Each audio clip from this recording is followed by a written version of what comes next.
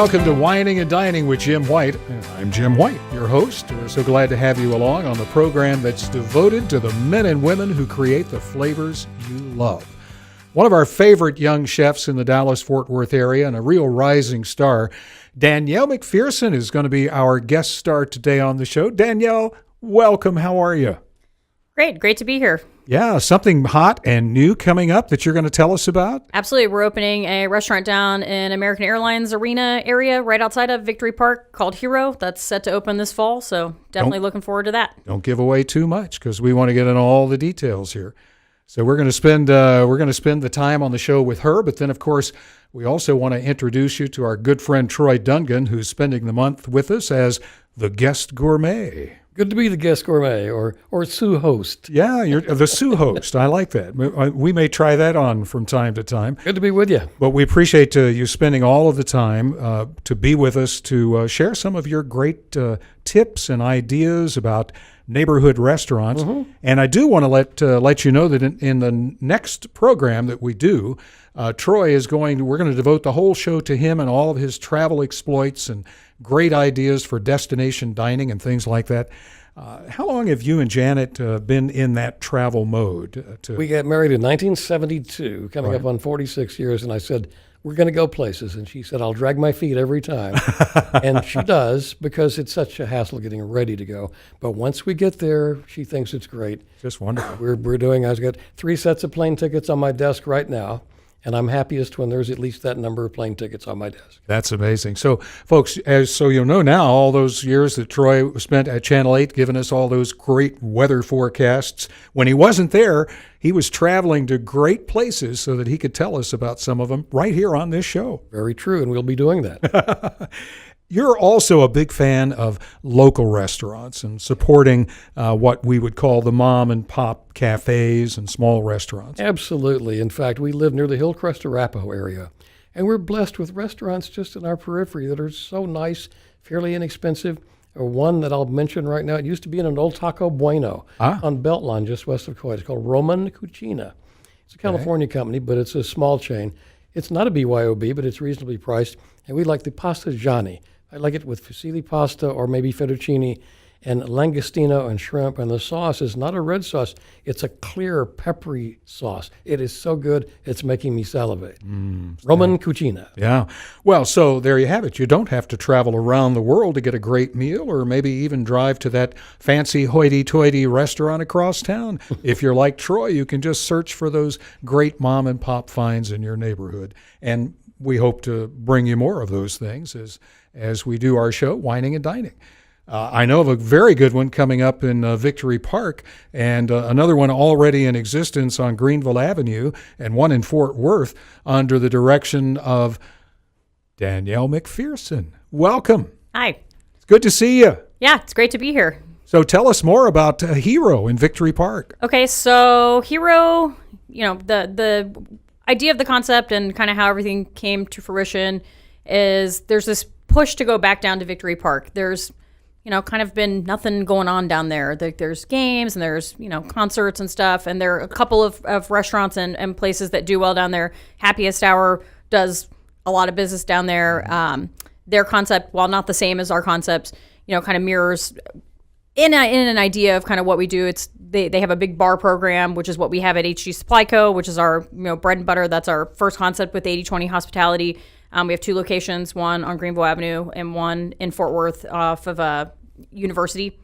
So we saw this kind of opportunity to go down there and honestly do what we already do in that location. And I think with the focus of our cuisine and kind of the direction of the way that we build just the way that we build our restaurants and the feel and the vibe and the energy that they create, it's just honestly, it's a perfect marriage to being right outside of American Airlines. We do athletic catering already, so we've done all the practice caterings for the Dallas Stars all year long. So every time the Dallas Stars have gone and practiced and been on the ice, we're feeding those guys, their breakfast, we're feeding them lunch. So we do that. We've been feeding the Dallas Mavericks.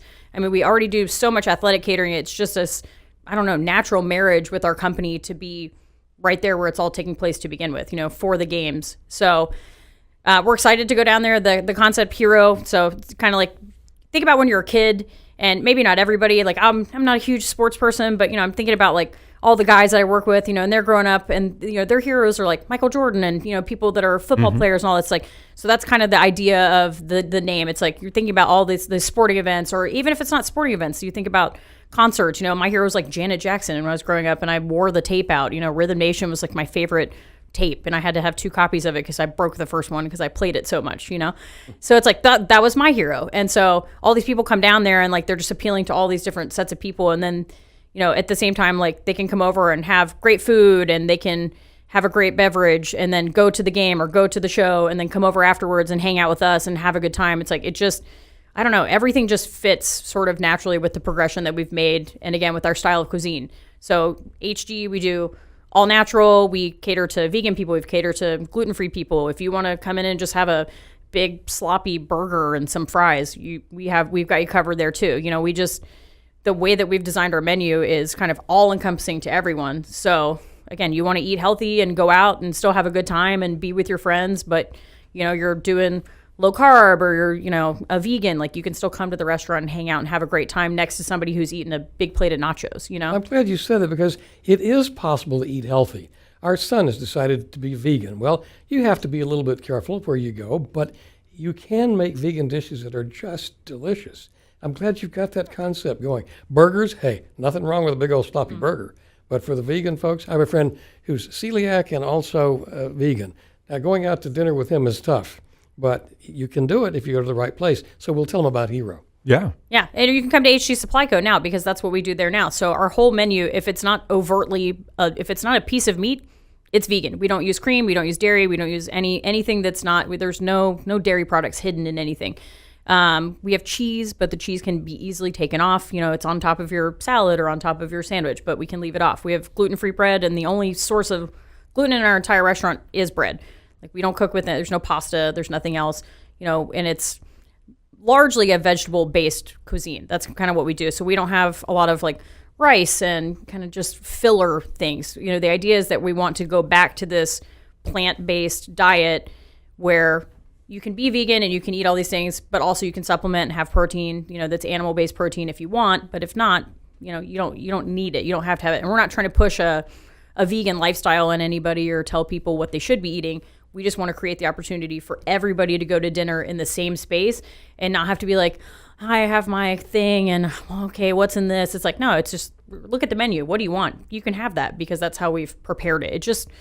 It takes all the awkwardness out of the dining, and it refocuses it back on what I think it should be, which is you're not just going out because you're hungry. I mean, you go out to dinner because you're trying to have a social event, or you're trying to, engage in a community feeling. Like, you want to sit at a table with people and talk about your day, or talk about, your birthday or whatever is going on. And we don't want the focus to be on sitting there for 15 minutes trying to figure out what you just can do. Like, the focus should be on you and you having a great time at dinner or at lunch, not on like this awkward engagement where you're just trying to figure out how you can exist in this space. Like, we want for you to not have that conversation and for us to already figure it out for you. So just concentrate on having a good time. I think at HG SPLY, what you're going to do is point at the menu. Whatever you pick is going to be good. Well, Danyele, is that your personal choice? Is that your lifestyle, natural foods? Is that the way you were eating, and so you reflect that in your menus? Naturally, like, no. 4 years ago when I started there, absolutely not. But I think that the dining landscape and kind of just the way that everybody's eating, it's like our eyes are just kind of starting to open to this. I don't know. It's like there's a changing ideology in what the food pyramid should be or what people should be eating. It's like you hear like keto, paleo, kind of all these like terms get thrown around.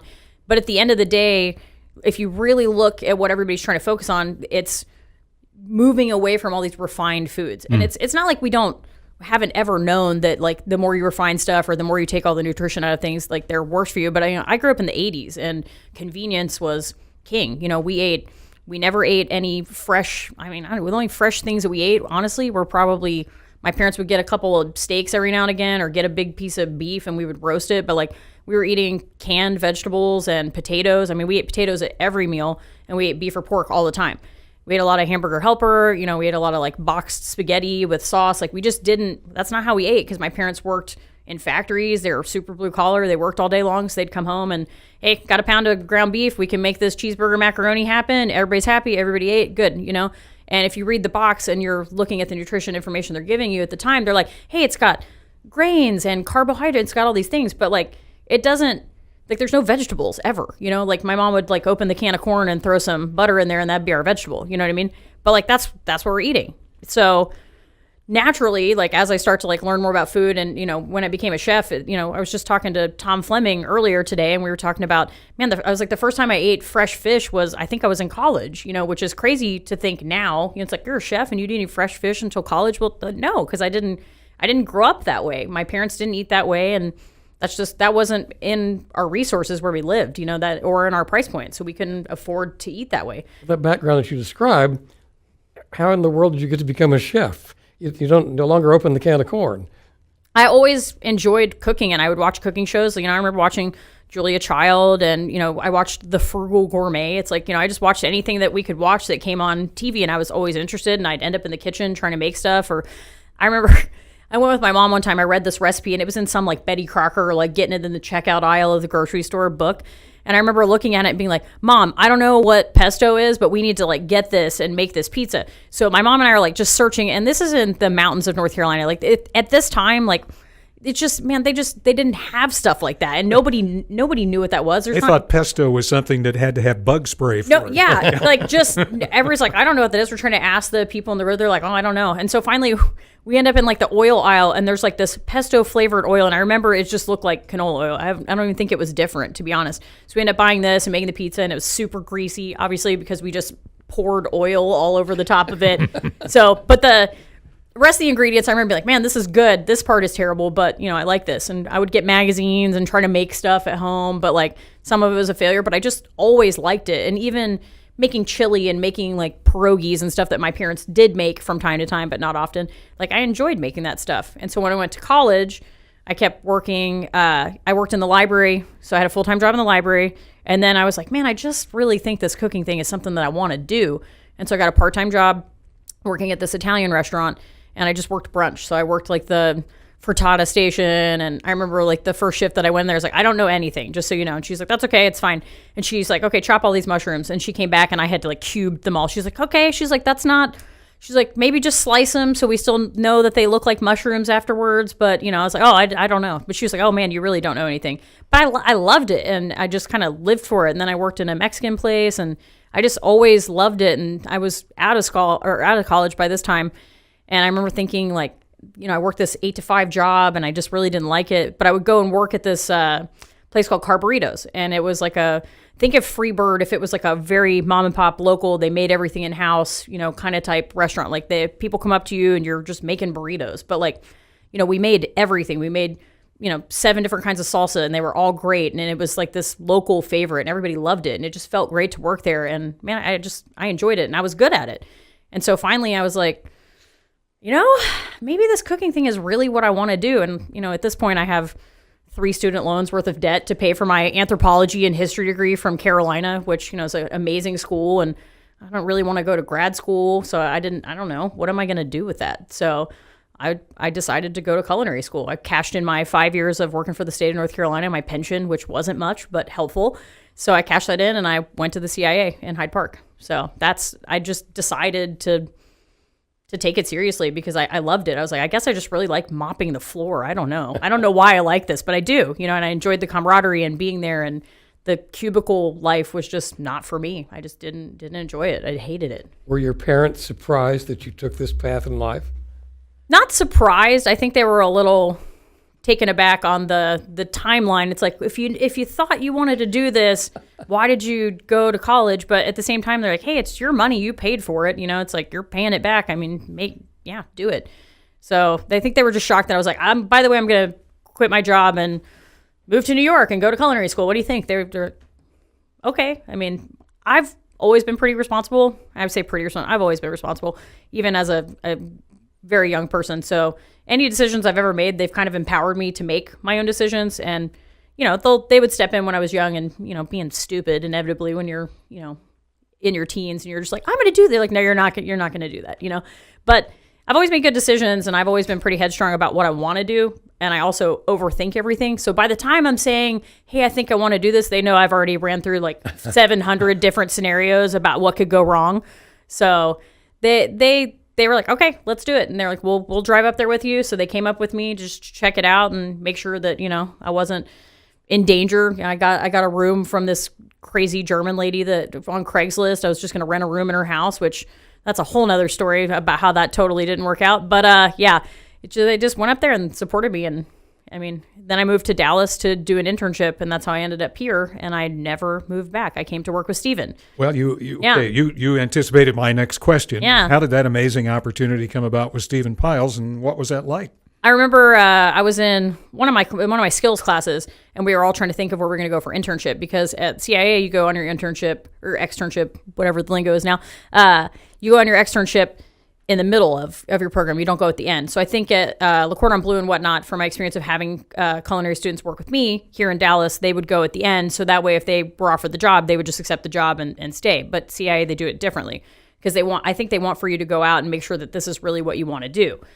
Which a lot of people realize that talking about it in class and seeing the commercials is a totally different ballgame than working the pantry station and peeling shrimp all day. I don't know. But yeah, so I was talking to my chefs at school about where I wanted to go, and I was really interested in Latin American cuisine, and that's really what I wanted to do. So I started looking at all of Rick Bayless's place. I was looking at Topolobampo and Frontera, and then I found Steven Piles, and I was looking at the menu online, and I thought, man, this menu is really cool, and he's kind of doing some more modern takes on things. And so I talked to one of my chefs, and he, at some point, had lived in Dallas. I think he said he worked at the Mansion, and so he knew Steven, and he had kind of, they'd known each other because all the chefs in Dallas know each other. And he was like, you should go work down there. And I lived in North Carolina most of my life. And so I didn't enjoy living in New York. It's just a very different feeling to be in the Northeast, And so I kind of really wanted to stay in the South. So if I was trying to decide between going to work for Rick Bayless and go up to Chicago, or move to Dallas and work for Steven, I was like, man, the menu is really cool. I was like, maybe that's what I want to do. So I remember sending an email and calling, and I ended up talking to Tim Byers, because Tim Byers was the chef there at the time. Yeah. And communicating with him, and he was like, I guess you can come down. Like, I don't know, we really don't have an internship program. And I was like, yeah, but I really want to come down, and so we're talking about pay and, when can I get there and all this. And then, of course, everything goes silent for a long time, and I'm a chef now, so I understand how that works. Where I'm like, oh my God, I didn't get back to this person, until 2 weeks later. It's just, there's always something preventing happens, you from communicating properly. I hate to use the excuse, but it's real. So yeah, he finally got back to me. He's like, yeah, okay, come down. And I was like, okay. And so they decided they're going to pay me $8 an hour. And I moved to Dallas. I'd never been to Texas before. So I drove all the way down, and again, Craigslist, right? So I rented a room from a guy that lived over off of White Rock Lake. So I rented a room from him for like $400 a month, and just put everything in my car and moved down. And I started my internship there with Tim and Steven.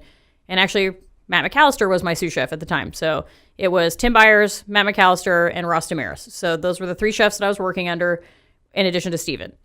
That was a great lineup and a great team. And you had a rather meteoric rise over a couple of year period from intern to sous chef with Steven. Yeah, I worked there for about 2.5 years. And in a year and a half after starting there as an intern, I became a sous chef. I was older than everybody, because I went to culinary school when I was, 26 years old, and I wanted it more. I wanted to not work in the trenches forever and not make my way up. I didn't want to be a line cook, when I'm 35 years old. I wanted to pay my dues, and I wanted to make sure everybody knew that I would work hard and I would do whatever. And I did. I'd stay all night, every night. I remember looking at my paycheck sometimes and thinking, how is it possible for me to have a paycheck that I netted this much money on at $8 an hour? I'm like, oh, because I've never taken any time off, because I live at the restaurant, and it was crazy then, because we were doing cooking classes and we were doing offsite events. And we started Fuego, like at the end, which was a tasting bar that I got to do with Steven. It's just, we look back now, or we'd look back a few years after we all didn't work there, and we'd be like, man, they have it so easy. They're not doing anything. It's just, there was always something. There was a special event. There was a catering. There was this, there was that. It was a crazy time. But because I was so organized, and because I'd been to college and possessed just basic communication skills, and I could type and I could use Excel and all this, like, it allowed me to move ahead very quickly, because there was a lot of things that needed to be done, they're like, oh, we can just give this to you. You can do this. Hey, you can do this, you know? Did you go back to the CIA or did you just stay? So I was supposed to only be there for 4 months. Yes. I was supposed to stay for 4 months and finish my internship and go back. And at this point, I'm broke because I'm making $8 an hour as a grown-up person who's trying to pay back their first college round of student loans. And, you know, I'm living with this guy that I barely know who turned out to be great, and we still talk a lot. He's awesome. But, you know, I didn't have any money, you know. I'm just paying my way and I'm not spending anything because I don't have the ability to. But I was like, I can't really afford to go back. I don't know what I'm going to do.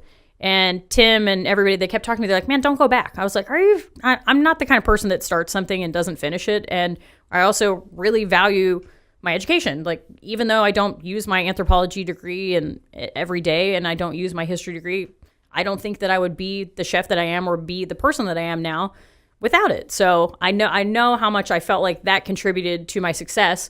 And I kept thinking, I was like, I just don't want to start something and not finish it. That's just not like me. I'm not a dropout, you know? And that's all I could kind of think of it in my head. And they were like trying to explain to me, it doesn't matter. You've already got your foot in the door at this place.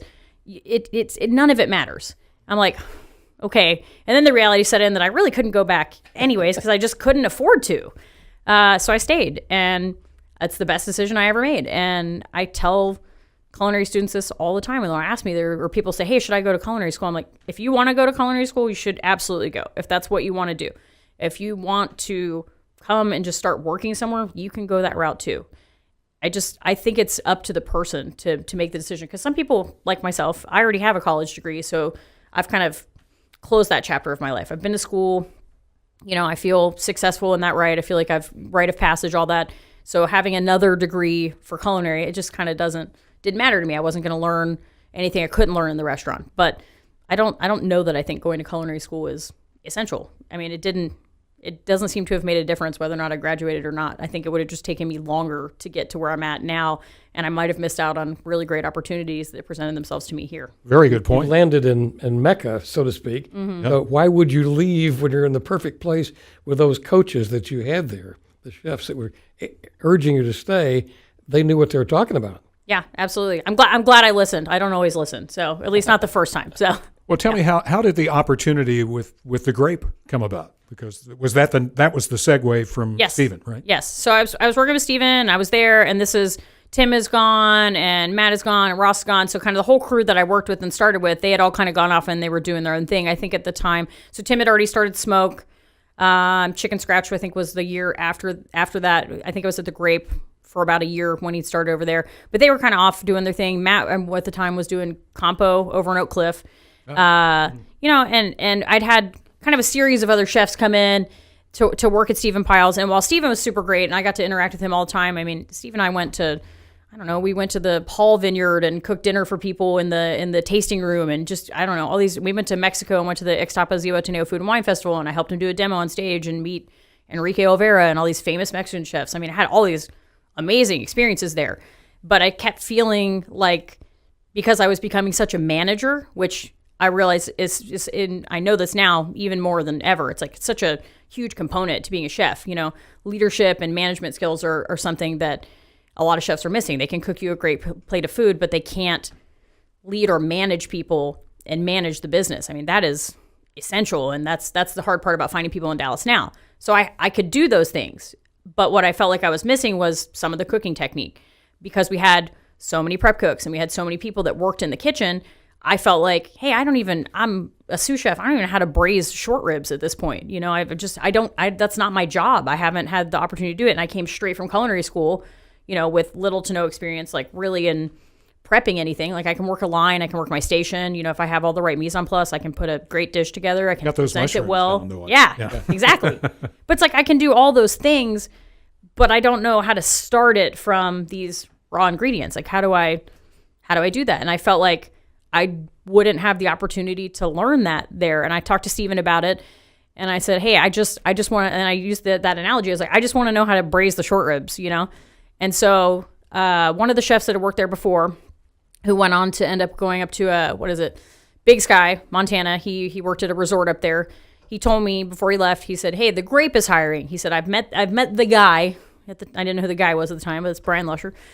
He's like, I met the guy. He seems cool. he said, I think you could learn a lot from him. I think everything that you kind of want to learn is already what he's doing. And I think that because it's so small, he's like, you're going to be doing everything. And I was like, okay.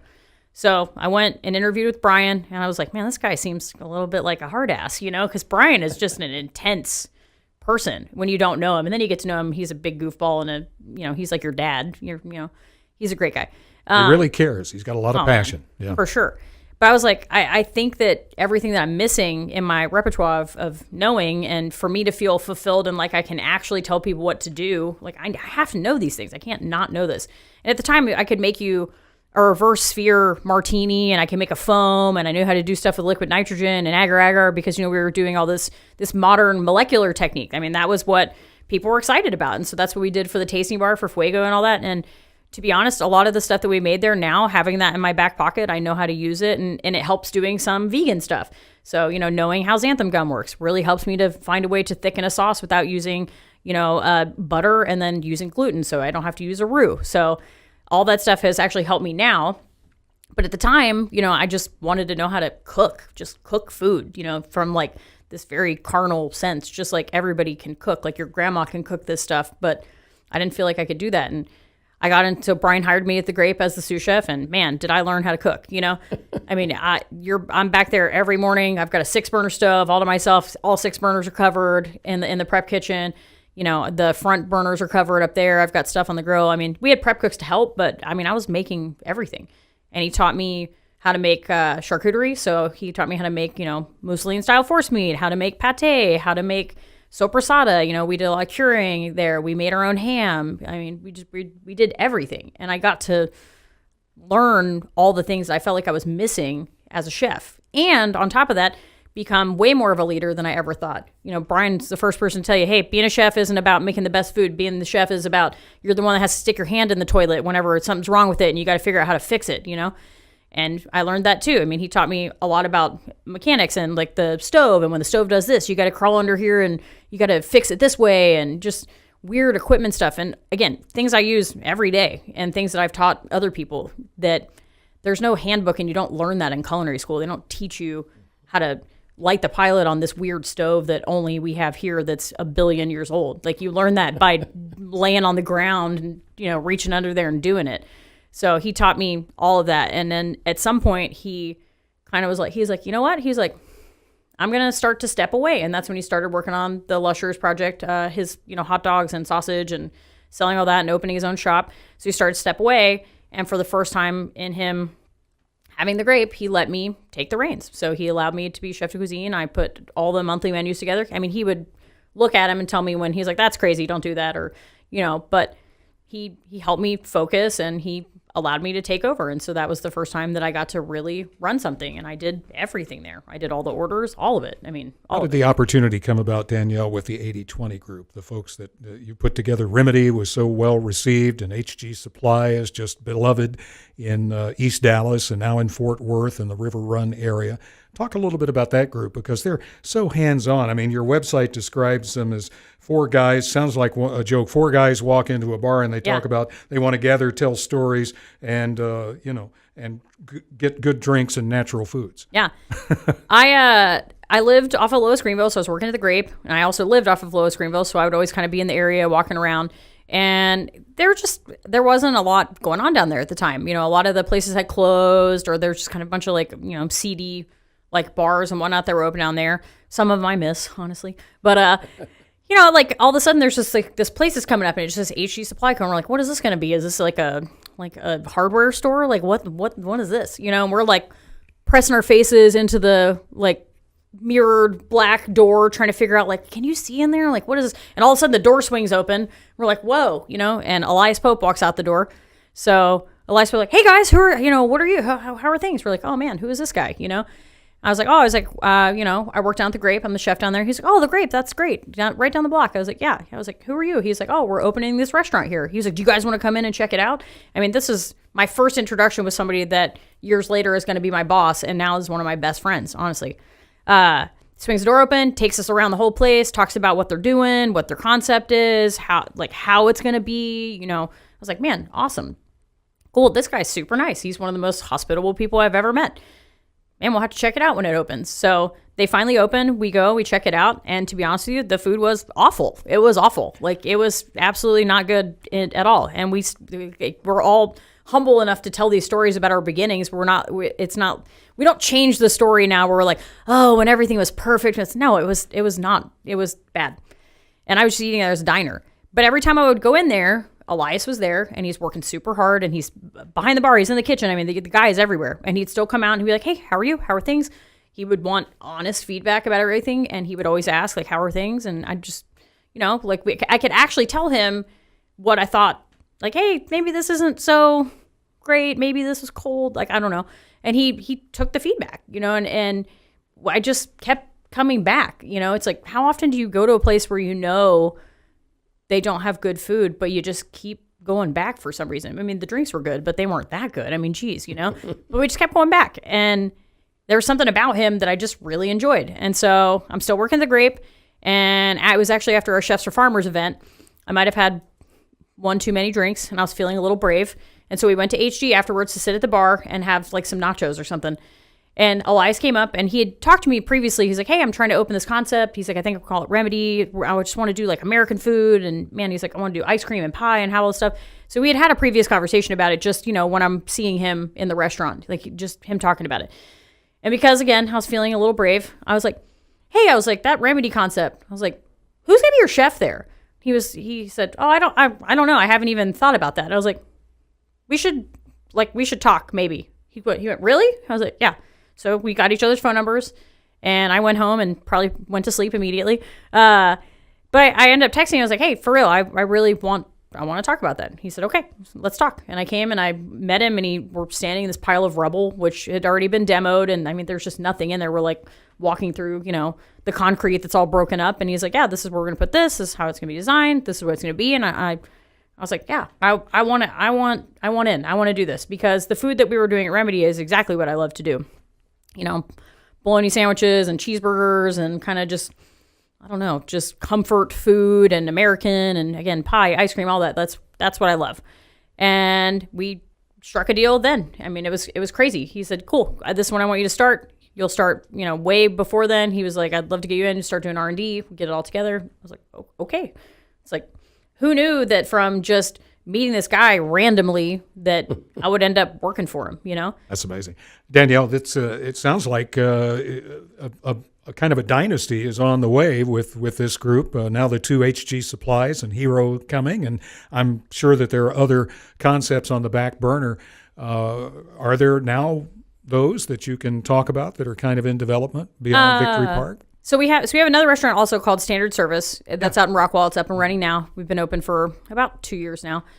So we have another location out in Heath called it's actually right around the corner from Rockwall. If it's one of those things where if you don't know you're in Rockwall, you could be in Heath. I don't know. I don't even know when I'm in one or the other. They're the same to me. But it's right around the corner. So we're working on the concept out there. Not exactly sure what it's going to be, but it has a huge kind of outdoor section. So we're wanting to do concerts and just have it be like a venue. It's a more communal dining, more of a place for things to happen out there, not just an inside restaurant, come get your dinner and go home. That's like great. a better dining place. We'll get you back to talk about that For sure. if you will. And it's delightful to have you with us. Congratulations. Thank you. Keep up the good work, and much deserved success to you. Thank you very much. She said Brian Lesher was intense. When she went there, I detect a little intensity in this lady. I'm surprised it wasn't an explosion. Oh, yeah. But somehow it worked. Oh, we definitely did this a lot, a whole bunch of times. But, you have to learn at some point when to acquiesce to what somebody else wants to do or listen. So Brian taught me a lot about listening. Intensity is your strength. Yeah, So stay with it. I appreciate that. Yeah, or as we used to say, Troy, anything worth doing is worth overdoing. Oh, but that's I'm not right. saying that's what you're doing, Danielle. I overdo everything, or at least overthink it. So All right. Thank you so much for being with us. And Thank Troy, it's wonderful having you with us as our guest gourmet all during the month. Yes. And next show, we're going to concentrate on you, great destination dining and travel tips. Right. We'll see if I know enough to tell you anything in a half hour. A weather guy tells you everything goes in 3 minutes. So we'll see how we do with a half hour. Well, we'll do 10 3-minute segments. How's that? That should work. Perfect. Thank you, Danielle. thank you. Thank you so much for joining us on the show today. I'm Jim White. And remember, if anybody asks you what you're making for dinner, tell them reservations.